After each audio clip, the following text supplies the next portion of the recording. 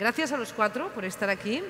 Y primero, ya sabéis cómo el funcionamiento. Tenemos 8 minutos de entrevista con cada uno de vosotros. Tenéis que cumplir el tiempo, estos 8 minutos. Después tenemos 10 minutos de debate. Y sobre todo, a mí me gustaría, como periodista que soy, que me lanzaran muchos titulares de dónde vamos en este mundo, en este cambio climático, en esta sostenibilidad y en este papel. Empezamos. Alba Cabañas. Se habla mucho de sostenibilidad, esta palabra sostenibilidad. Me gustaría que nos dijeras qué se debe entender ya por sostenibilidad y qué retos y desafíos tenemos en las próximas décadas. Los más importantes en titulares, ¿cuáles serían? Bueno, en primer lugar, muchísimas gracias por invitarme a participar, ¿no? a Prysmian. La pregunta que me estás formulando es un poco, ¿no? Abierta. Yo creo que A es abierta, B es macro, C es el secreto del éxito, ¿no? de la situación en la que nos encontramos. Yo creo que tanto el sujeto sostenibilidad como el adjetivo se aplica desde una zapatilla hasta una política, ¿no? hasta una empresa, hasta una bebida. La confusión es espectacular. Sostenibilidad es estar 50 años en el mercado, ¿no? Y la perspectiva de continuar estándolo, pero a lo grande, ¿no? pero para nuestra sociedad o incluso para nuestro modo de vida. Yo quisiera responder a esta pregunta con un poquito más de precisión, haciendo lo que mencionaba el ponente, ¿no? que me precede en el uso de la palabra, que es Joan Ferran, que es necesario hacer un poquito de balance, ¿no? desde el punto de vista macro, desde el punto de vista de la sociedad, sobre cómo hemos llegado a la situación en la que estamos y quisiera hacer este balance desde una perspectiva positiva, es decir, hoy estamos celebrando, yo creo que como sociedad, ¿no? como planeta, tenemos también que celebrar que como humanidad hemos sido capaces de llegar hasta aquí, ¿no? Mejorando la tasa de desnutrición que ha pasado desde los años 50 solo, del 50% al 10% solo de la población mundial según la FAO, o hemos mejorado también tanto el saneamiento como el acceso al agua potable. Desde los años 80 el acceso al agua potable ha pasado de ser reservada solo al 50% de la población hasta el 90% y el saneamiento del 20 al 70% según la Organización Mundial de la Salud, o, sin ir más lejos, nuestra esperanza de vida que en 100 años ha pasado prácticamente de 30 años, ¿no? a 71. Los logros que hemos conseguido en todo tipo, ¿no? de indicadores como humanidad son espectaculares. Y yo creo que frente al ambiente de pesimismo, de zozobra, de angustia, que está justificado, pero solo en parte, debemos celebrar que como humanidad hemos llegado hasta aquí, ¿no? con unas cuantas medallas.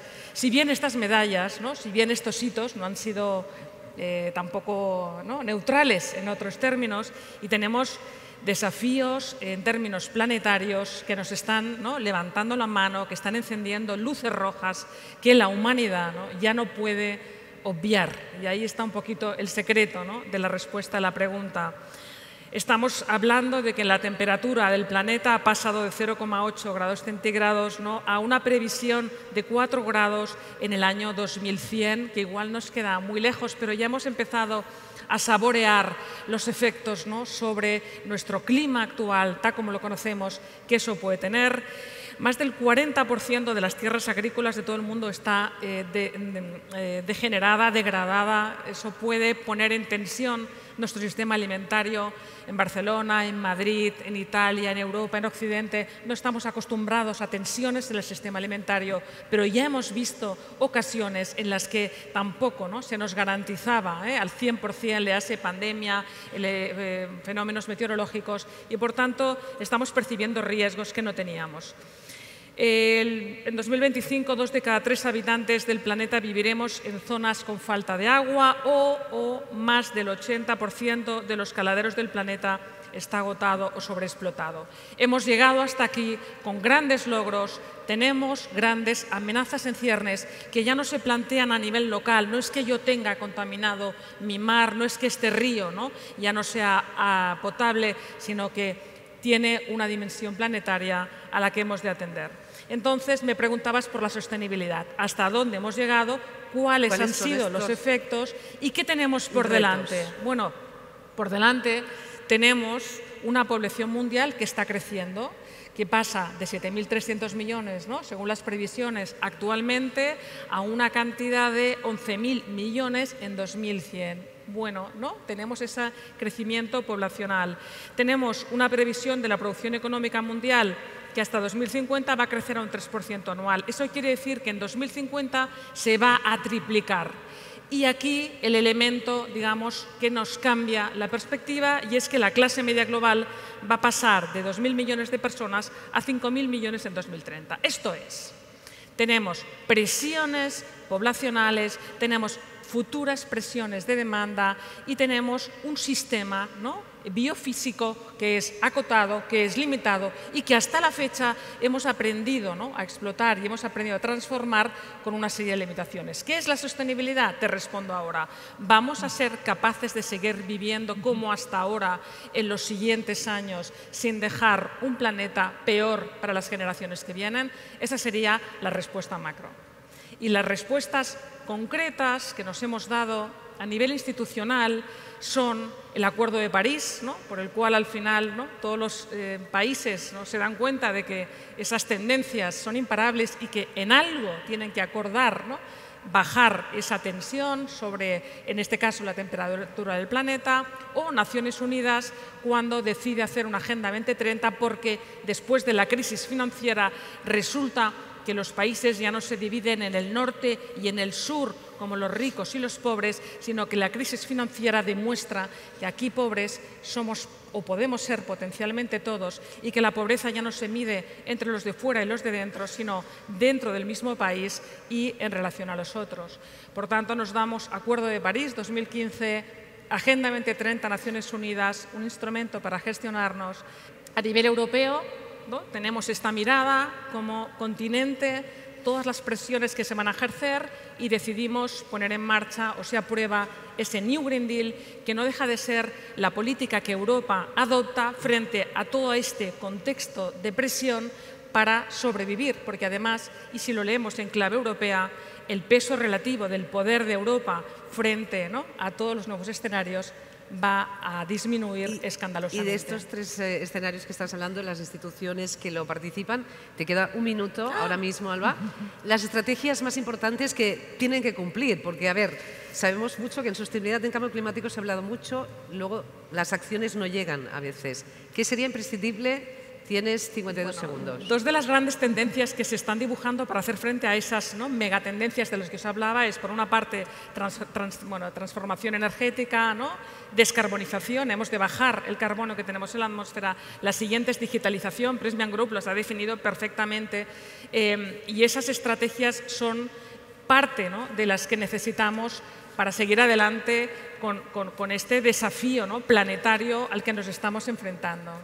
De todas estas tendencias, yo creo que es muy importante volver otra vez al sujeto, ¿no?, al individuo. Hemos dibujado los grandes marcos a nivel global, tenemos estrategias a nivel, ¿no?, europeo, y la pregunta es, ¿no?, ¿quién es el protagonista de esta historia que parece tan tenebrosa y de Naciones Unidas nos ha vuelto otra vez a recordar hace una semana, ¿no?, que el panorama es espectacularmente, ¿no?, complejo, ¿no? Estamos hablando del antropoceno en un escenario donde los hombres ya empezamos a causar más perjuicio de lo que somos capaces de controlar en un planeta que además cada vez está más polarizado, claro, y que tiene nuevas tensiones. Pero al final los individuos, ¿no?, somos los protagonistas de esta historia y va a ser nuestra capacidad de creatividad, nuestra capacidad de innovar la que dé la respuesta a este enorme desafío al que nos estamos enfrentando. Por tanto, la fe en el individuo, ¿no?, y nuestra confianza en poder superar ese desafío, yo creo que es la clave y, bueno, aquí tenemos un ejemplo. Muy bien. ¿No? Un aplauso, por favor, para ella, por sus reflexiones.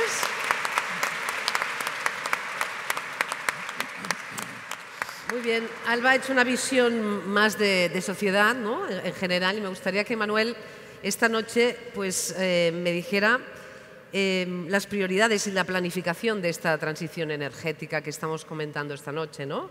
¿Cómo vamos a lograr hacer realidad los compromisos en materia de energía y de clima?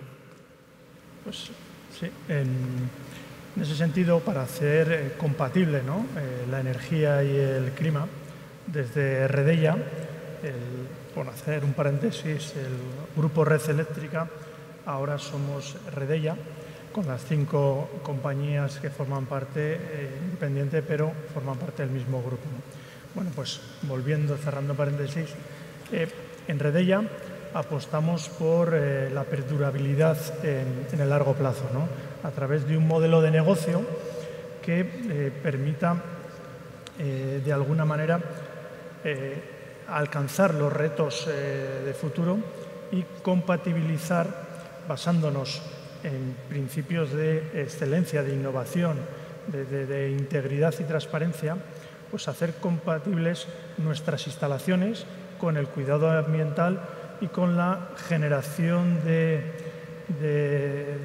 beneficio, generación de valor compartido con el entorno, ¿no? Con lo cual, los tres conceptos serían perdurabilidad a largo plazo y generación de valor compartido en el entorno, ¿no? Si bajamos un poquito más a tierra, en ese compromiso de sostenibilidad de Redeia, podemos hablar de 4 prioridades, ¿no? De alguna manera, un impulso de la cultura corporativa en innovación y flexibilidad que nos permita afrontar esos retos del futuro, adelantarnos a esas tendencias, a esos retos y poder darles soluciones, ¿no? Y sobre todo mirando de forma proactiva hacia un modelo libre de emisiones a través de unas redes robustas e interconectadas, ¿no? Y eso además, si ese compromiso lo extendemos a todos los eslabones de la cadena de valor, pues entre todos vamos a conseguir esa generación de valores, vamos entre todos a contribuir al progreso económico, social y ambiental del entorno en el que nos encontramos. Muy bien. Le quedan 5 minutos y medio, aún puede dejarnos más titulares. Estaba hablando de este compromiso de la sostenibilidad, ¿no? Nos lleva a un cambio de modelo más descentralizado, ¿no? Claro. ¿Cómo es la planificación? Seguramente le interesa a mucha gente que está en esta sala, la planificación eléctrica de redes para cumplir estos objetivos reflejados, ¿no?, en el Plan Nacional Integral de la Energía y Clima que hay para el 2030, ¿no? ¿Cómo debe ser esta planificación eléctrica de redes y cómo va a cambiar? Es cierto, el modelo está cambiando. Cada vez conviven generación centralizada con generación descentralizada. Cada vez hay más autoconsumo y la red de transporte y las redes del sistema eléctrico tienen que dar respuesta a esa situación. Por eso, la planificación de la red de transporte, recientemente aprobada, la red de planificación 21-26, lo que se basa es en 3 criterios, en 3 principios fundamentales para dar respuesta al reto eléctrico.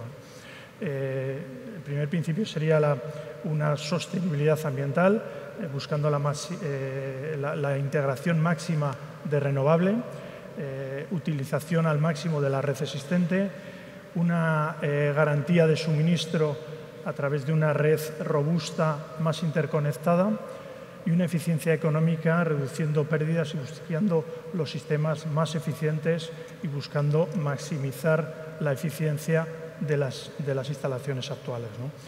De alguna manera, esta planificación, que lleva un proceso muy largo, que tiene un riguroso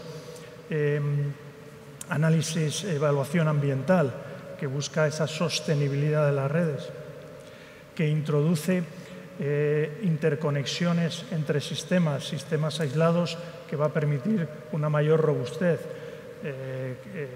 enlaces entre islas, enlaces entre península e islas, enlaces entre la península y Ceuta. Son interconexiones que van a permitir hacer mucho más sostenible y eficiente el sistema. Interconexiones internacionales, las ya iniciadas como la interconexión submarina entre España y Francia, o proyectos que recoge la planificación para establecer enlaces transpirenaicos también con Francia, ¿no?, que den al sistema más robustez y que nos permita, a través de esa planificación, cumplir la transición energética y con ello cumplir los compromisos del PNIEC, ¿no? De alguna manera, la transición energética yo digo que es como un puzzle, ¿no? Y sin la red, sin una red robusta, una red mallada y una red que llegue a tiempo, no va a ser posible esa transición energética, ¿no? Muy bien, le quedan 2 minutos 28 segundos para la tercera pregunta. Hay 3 preguntas para cada uno de ustedes y la tercera es cómo vamos a conseguir todo esto que me estaba contando respetando el medio natural y el territorio, ¿no? A la vez, porque está muy bien, pero se tiene que respetar el medio natural. Volvemos un poco a ese compromiso de sostenibilidad que hablábamos al principio y a aterrizar ese compromiso ya en el medio natural, en el cuidado del medio natural, en el cuidado de la biodiversidad, en el cuidado del entorno social en el que nos movemos, ¿no? Políticas de gestión ambiental muy estrictas, muy alineadas y sin salirnos de la legislación vigente, pero sí yendo más allá y tratando de, con esa gestión ambiental, proteger al entorno, favorecer la extinción de incendios, es decir, un cuidado del entorno en el que nuestras instalaciones se encuentran, ¿no? De alguna manera, toda la gestión de la biodiversidad, planes de acción de biodiversidad, planes de acción en lucha contra ese cambio climático que escuchamos, pero en el que concretamos acciones, ¿no? En el que nuestros compromisos y nuestros objetivos son de alguna manera más exigentes que lo que Europa y España está planteando cumplir en el 2030, ¿no? Entonces, esa reducción de emisiones más allá va a permitir poner nuestro granito de arena en esa lucha contra el cambio climático, ¿no?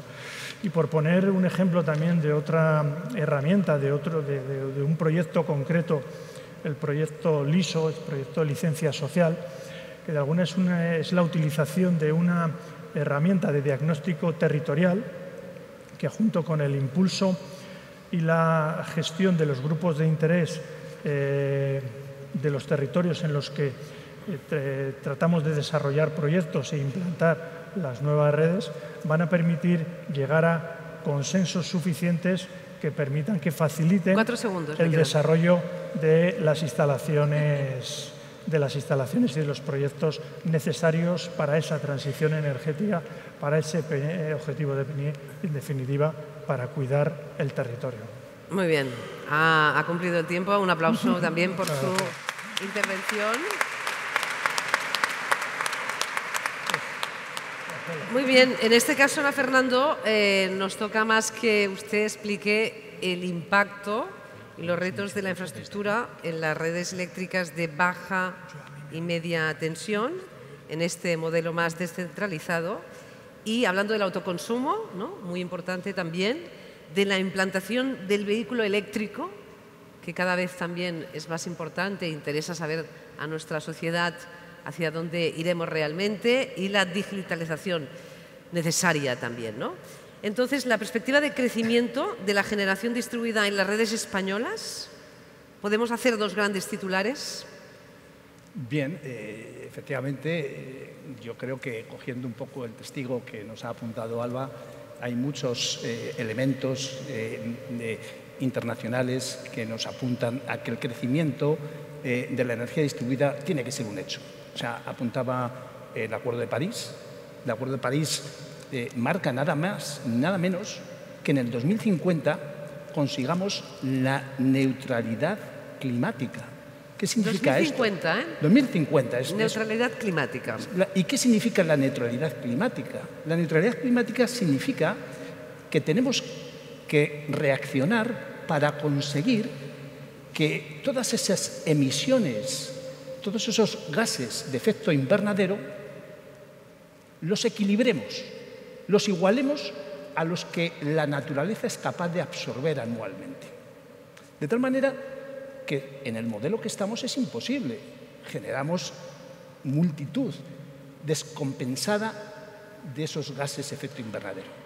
Opción: energías renovables. La única opción son las energías renovables para evitar el CO2 y otros muchos gases que generan ese efecto invernadero. Por lo tanto, los inputs, las decisiones internacionales, Naciones Unidas, el Pacto Verde Europeo, las acciones nacionales en cuanto al Plan Nacional Integrado de Energía y Clima, en cuanto incluso que lo que va buscando, ya veremos si lo conseguimos, es que, bueno, para pasado mañana, en el 2030, que se dice pronto, el 74%, digo esto porque está ahí recogido el 74%, no porque yo me lo crea, el 74% de la energía eléctrica sea energía renovable. Esto, si fuera así, estamos por el buen camino. Realmente neutralizaríamos el problema climático. Ojalá. Pero en cualquier caso, aunque no fuera, siempre hay que marcar un hito alto para quedarnos en un nivel intermedio. Aunque no lo fuera, sí que es cierto que el crecimiento de la energía distribuida, y cuando hablo de energía distribuida, estoy hablando de energía renovable, e incluso yo me atrevería a decir que en los próximos años esa energía renovable se va a materializar en energía fotovoltaica. Ya tenemos muy buenas infraestructuras de parques eólicos, probablemente en los próximos años la conversión fuerte será en el mundo fotovoltaico. Y en ese sentido, qué suerte tenemos de vivir en España. Qué suerte tenemos de vivir en España. Somos afortunados, es un privilegio. Tenemos las mejores condiciones europeas. Por poner cifras, estudios europeos apuntan a que si aprovechamos los edificios, las instalaciones, podríamos generar alrededor de 99 gigavatios. Para hacernos una idea, 115 gigavatios es la potencia instalada hoy en día en España. Y estoy hablando de 99, 100 gigavatios, la potencialidad. Es evidente que una cosa es las posibilidades y otra cosa es que económicamente, coste-beneficio, sea rentable. Pero en cualquier caso, el tener ya una posibilidad, el día de mañana a lo mejor ya lo es, nos abre unas puertas extraordinarias en España. Y con ese fin, en la agenda y en la hoja de ruta se marcan incrementos del orden de 9 gigavatios en fotovoltaica para el 2030. Con esto un poco ratifico que el crecimiento de la energía distribuida es un hecho. La velocidad, la realidad nos lo dirá. Claro. ¿Y cómo podría afectar el autoconsumo que estábamos hablando en las redes de baja y media tensión, ese incremento de autoconsumo? Es interesante. ¿Cómo afecta, no? Es interesante porque depende de qué sector. Por ejemplo, el autoconsumo. El autoconsumo para el sector comercial es perfecto. Justo cuando hay sol, hay comercio. De tal manera que la energía fotovoltaica está perfectamente adaptada al sector comercial. Es el primero que se desarrollará. Y podríamos pensar casi, pensando así, cuando hay sol, hay actividad comercial, pues significa que a la red de baja tensión le va a aliviar. Podríamos pensar qué suerte o qué desgracia, depende, todo siempre hay una cara y una cruz, porque la red de baja tensión va a estar menos sometida a esfuerzos. ¿No es verdad? Porque es cierto que se adapta, pero ¿qué pasa cuando el comercio tiene una fiesta? Se para, tiene vacaciones. Todos esos excedentes de energía fotovoltaica están en juego en la red. Y eso significa que la red de baja tensión tendrá que ser mucho más robusta para momentos circunstanciales. Va a estar estresada en determinados momentos. Y es el sector más favorable. Pensemos en el sector unifamiliar, está en la otra punta.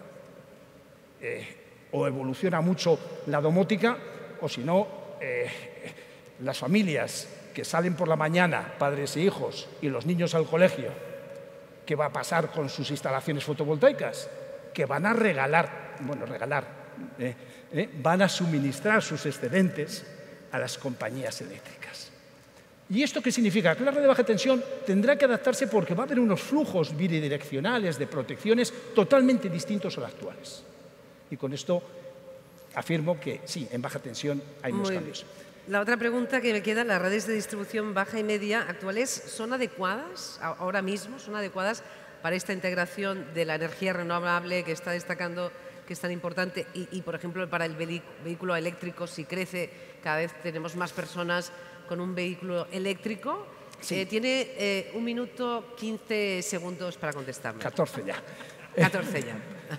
Efectivamente, estamos en una situación en donde tenemos que ser capaces de adecuar la red, y el vehículo eléctrico juega un papel muy importante.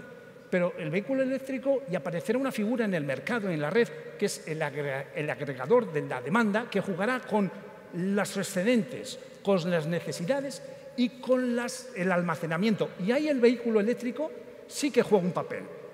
El vehículo eléctrico puede alimentar a la propia vivienda porque esté cargado, o incluso alimentar a la red.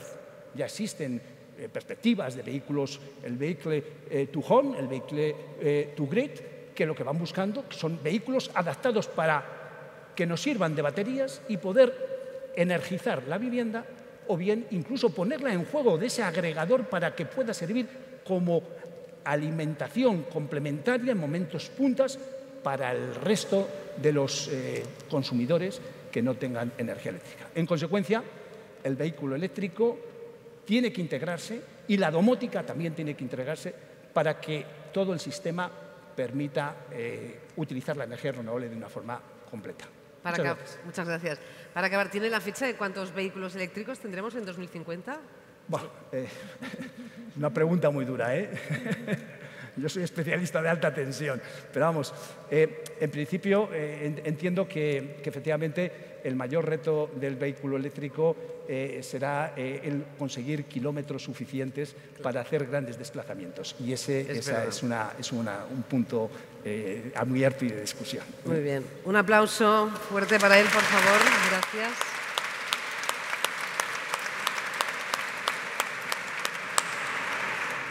Y ahora Lluís nos explicará cómo Prysmian Group hace uso de este know-how, ¿no?, y capacidad de innovación para hacer posible todo este proceso que estamos contando, porque como todo cambia, pues tenéis retos, ¿no?, en materia de sostenibilidad. Tendrán que afrontar los cables, ¿no?, vuestros cables, y habrá cambios también. Sin duda. Mira, esta semana estaba leyendo una noticia que dice que en el 2022 hemos tenido el verano más caluroso en Europa desde que tenemos registros. Quien más, quien menos en esta sala, seguramente si ha estado de vacaciones por Europa, habrá podido sentir esta sensación. Y esto hace, sin duda alguna, que la sociedad sea más sensible a estos hechos y que se establezcan modelos cada vez más sostenibles, ¿no? ¿Nos podrías dar un ejemplo de cómo este know-how y la capacidad tecnológica de Prysmian Group contribuyen en el desarrollo de las energías renovables que deben hacer posible esta sociedad que hemos comentado más descarbonizada? Sí, sin duda alguna. Mira, cada hora el Sol manda a la Tierra la misma energía que consume toda la humanidad en todo un año. El día que fui consciente de esto, me considero un poco esperanzado, porque pensé que realmente tenemos una gran oportunidad de dejar de utilizar las energías fósiles que estamos utilizando hoy en día, incorporar cada día más las energías que el Sol nos está enviando en tiempo real. No cabe duda que si queremos descarbonizar el planeta, necesitamos incorporar cada día más y más las energías renovables. Pero las energías renovables tienen un inconveniente que se llama intermitencia. Y esta intermitencia quiere decir que no tenemos siempre la energía disponible allí donde la necesitamos. Para esto tenemos que mover la energía en dos ejes, ¿no? Uno es el eje del tiempo y el otro el eje de la distancia. Debemos transportar la energía. Entonces, en Prysmian hemos trabajado en los últimos años en unas innovaciones tecnológicas muy importantes que van a promover el uso de las energías renovables o facilitar la introducción, toda vez que van a ayudar a descarbonizar el planeta. Y estas dos tecnologías que os voy a hablar hoy son sin duda muy interesantes también porque desde el punto de vista de ingeniería integran prácticamente todas las disciplinas de las ingenierías, ¿no?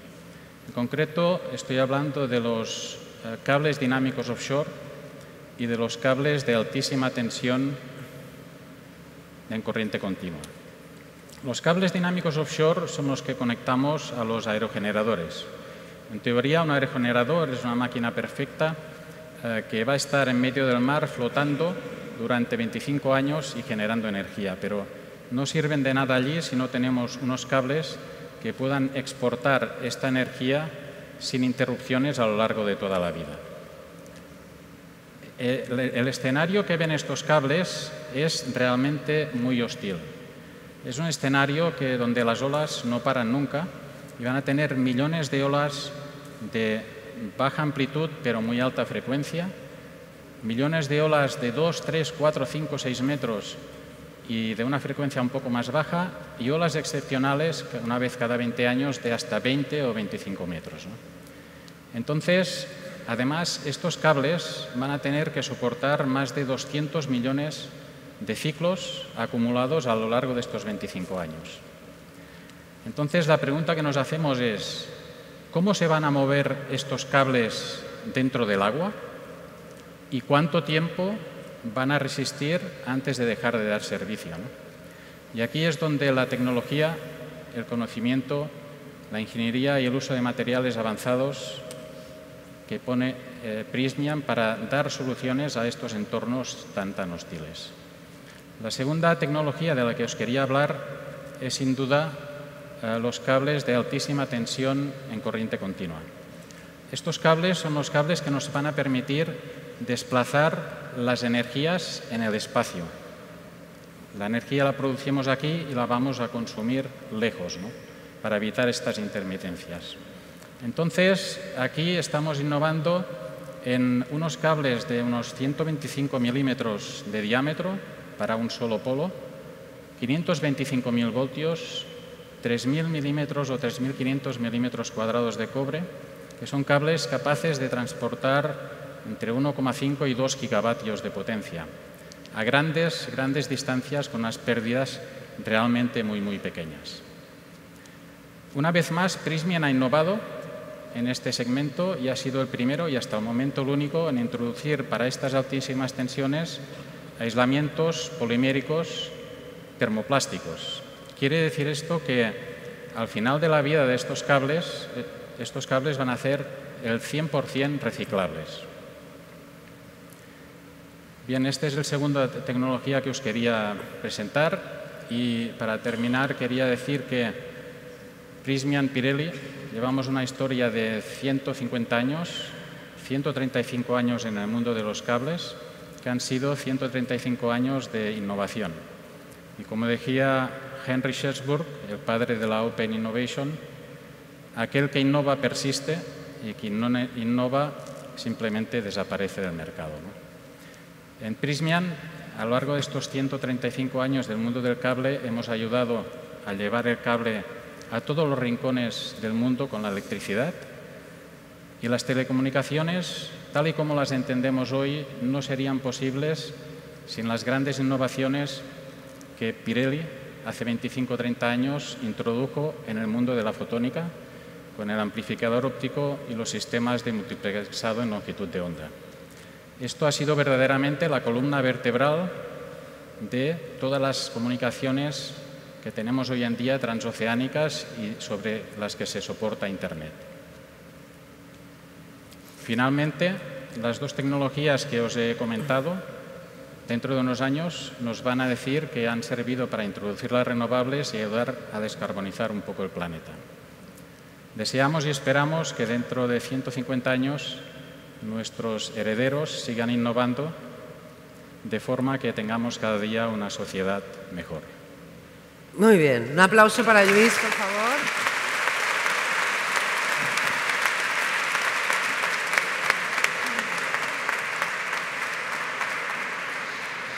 Tiene razón Lluís cuando dice que cuando se innova se persiste, ¿no? Cuando no se consigue esta innovación, a veces se pierde o se desaparece, ¿no? Como pasa con muchas empresas. Por tanto, la innovación es muy importante. Ahora con los 4 tenemos 10 minutos de debate que se tienen que repartir. Alba, ahora, un momento, pero antes quería preguntarte, hemos estado hablando, todos habéis tocado muchos temas, ¿no? Lluís ha sido un tema más técnico, ¿no? Que seguramente mucha gente desconoce, en mi caso, pero hemos aprendido hoy contigo, Lluís. Claro, con esta implementación que estamos contando, claro, el ritmo actual permite ser ambiciosos en la rehabilitación energética, la introducción de las energías renovables, el vehículo eléctrico, es decir, ¿cómo lo globalizamos, cómo lo conectamos todo esto? De hecho, esa es la intervención que quería hacer. En primer lugar, queda muy claro quiénes son los ingenieros y quién es la economista, ¿eh? O sea, la administración de las palabras, la precisión, ¿eh? De los mensajes. Y yo me he quedado, en cambio, con ganas de justamente de acabar mi intervención con una frase que, bueno, con una reflexión que creo que enlaza muy bien con lo que habéis expuesto los tres, que es que hay un cambio en la mirada, ¿no?, que tenemos que hacer frente a los desafíos de los que os hablaba antes, tanto a nivel de compañía, como a nivel de individuos, como a nivel de gobiernos, que es la mirada sistémica. Nada puede ir ya solo por el camino de la energía, nada puede ir ya solo por el camino de la cuestión ambiental o el ecosistema o las cuestiones sociales, ¿no? Hablábamos de domótica, de vehículo eléctrico, todo tiene que ver con también un cambio cultural de la sociedad de una forma espectacular. Si no hay una respuesta, ¿no? Luego es probable que el círculo vicioso en el que estamos ahora, que nos falta infraestructura y no arranca, es muy complicado. Y luego poníais dos ejemplos que me parecen muy, muy impresionantes, sobre todo de resiliencia, de la integración de lo que es un cable, ¿no?, a Fumex que conecta, qué sé yo, ¿no?, la isla con la península, o en situaciones más adversas, en la que estáis en pleno medio natural, que por una parte os podéis beneficiar, pero por otra tenéis que gestionar eso. Y en el caso, por ejemplo, de Red Eléctrica, me consta que está haciendo unos proyectos en la zona del Mediterráneo maravillosos para recuperar precisamente, ¿no?, toda la posidonia que puede sufrir por el hecho de estar arrastrando cables. Entonces, la cuestión es, ¿no?, mirada sistémica, integrar todas esas variables y, sobre todo, con la humildad de decir, óyeme, no sabemos todavía, ¿no?, todos los elementos, digamos, que se van a ir moviendo a medida, es decir, dinamismo, ¿no?, que se va a ir moviendo a medida que reflexionemos. Esta es la reflexión que me sugerían, ¿no?, las tres intervenciones, que me parecen apasionantes, porque realmente desde lo concreto a lo general, ¿no?, el desafío es enorme. Sí, yo creo que, según apunta, efectivamente, yo creo que la mentalización de la población es fundamental en esta transición y en este objetivo de integrar cada vez más las energías renovables. Hace falta una educación. Es muy difícil el que las personas bueno, pues tengan ese cambio cultural, y esa es una labor que yo creo que desde la Administración y de hecho los planes que se han puesto en juego tratan de desarrollar, pero va a depender de esa sensibilidad. De esa sensibilidad no solamente por parte del ciudadano, sino también por parte de los innovadores. Es decir, he puesto el ejemplo anteriormente de la vivienda unifamiliar. Hasta que no haya sistemas de verdad, que a la vez que te venden el sistema fotovoltaico de placas, te venden un sistema integrado de soluciones para que puedas, cuando no estás en casa, automáticamente poner la lavadora, conectarse con la caldera, poner otros elementos, incluso cargar el vehículo eléctrico. Si no dan sistemas globales, y ahí viene el ingenio, las innovaciones, las soluciones prácticas que se integren, va a ser difícil. También quiero destacar un hecho, y es que en todo este futuro próximo, las redes de baja tensión van a estar más sometidas. Y yo creo que esto es una frase importante, y sobre todo hoy que nos encontramos aquí con el aniversario de AFUMES, porque las redes de baja tensión van a estar más sometidas, va a haber cambios en las redes de baja tensión, y todo aquel sistema que tenga ventajas, todo aquel cable que tenga ventajas respecto a esa solicitación posiblemente térmica, ya que estamos hablando de corriente, de flujos de corriente puntuales, pues son oportunidades sin duda muy interesantes que son necesarias disponer de ellas para el desarrollo de la energía renovable en el contexto que estamos comentando. Lo mismo os pregunto si estáis de acuerdo con vuestros compañeros y si queréis añadir otra reflexión. Es cierto que tenemos que ir juntos y tenemos que alinearnos todos para conseguir o posibilitar que eso suceda, ¿no? Que el futuro, que el vehículo eléctrico, que la energía renovable sea una realidad. Pero si no caminamos juntos y con tiempos adecuados va a ser muy difícil llegar, ¿no? Porque si no llegará algo porque no ha llegado el otro, ¿no? El caso del coche eléctrico, no llega el coche eléctrico porque no ha llegado la electrolinera, ¿no? O no llega la autonomía y como no hay electrolineras no hay coches. Al final tenemos que ir todos juntos de la mano para conseguir eso, ¿no? Yo, cuando hablabas, recordaba un caso de innovación, ¿no? Hace 15 años era impensable la integración de renovables que hay hoy en día, ¿no? Porque era imposible, decían los técnicos, operar un sistema eléctrico con esa energía renovable, ¿no? Que en un momento puede desaparecer y hay que tener energía suficiente o potencia de generación suficiente para que des tú al interruptor y tengas luz en casa, ¿no? Bueno, pues una innovación, un centro de energías renovables, el CECRE, dentro del Centro de Control Eléctrico de Red Eléctrica, permitió hacer realidad lo que los técnicos decían que era imposible, ¿no?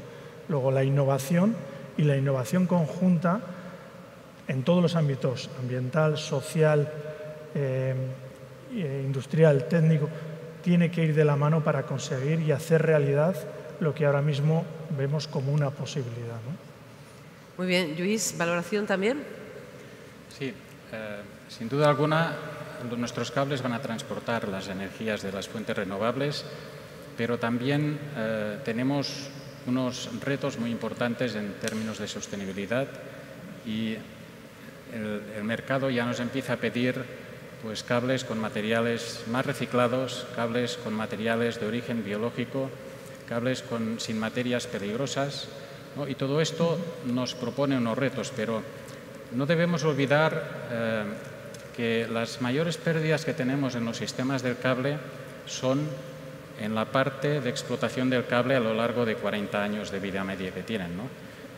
Mientras un cable transporta energía desde un punto A que generamos hasta un punto B que consumimos, hay una energía que se pierde en el transporte. Esta en un cable de media tensión típicamente puede ser, cuando va a plena potencia, de alrededor del 1%.